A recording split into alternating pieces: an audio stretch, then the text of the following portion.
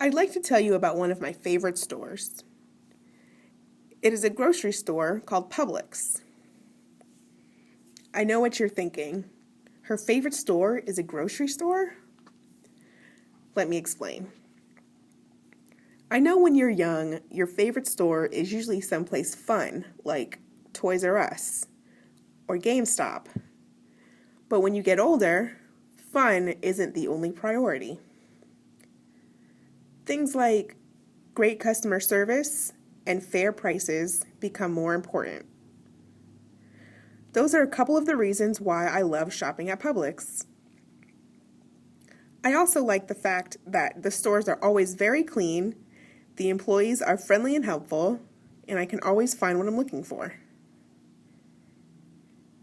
I just feel bad for anyone who lives north of Tennessee because there are no Publix stores up north.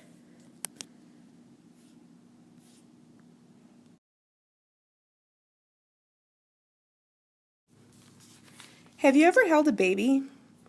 Do you remember the first time you did? I do. It was about 10 years ago when my niece was born. I was pretty young back then, but I can still remember it very clearly. I can picture it now.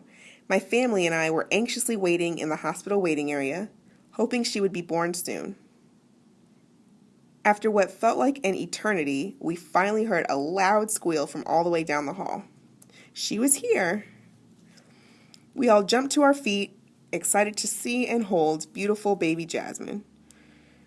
When we were finally allowed to see her, I couldn't wait to get my arms around her. It was such an exciting experience. I could never imagine a real person being so small, yet there I was holding her.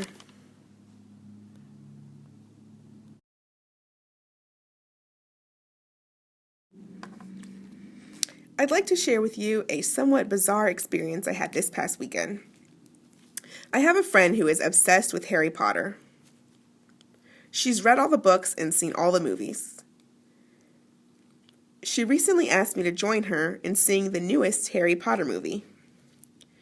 Don't ask me which one it was, I've already forgotten.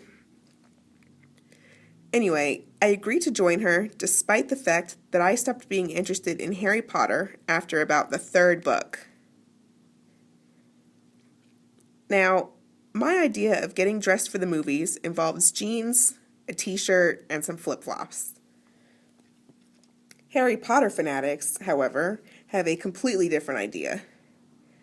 Imagine my surprise when I got to the theater and everyone, including my friend, was dressed in cloaks and carrying wands. Normally, that kind of outfit gets odd stares, but now I was the outcast. Talk about strange and embarrassing.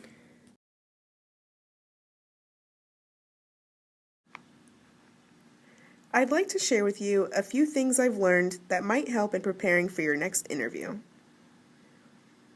These tips are pretty general, so you should benefit from them regardless of the job you're interviewing for. One important thing to do is make sure you look presentable. By this, I mean dressing in a professional manner and ensuring good hygiene.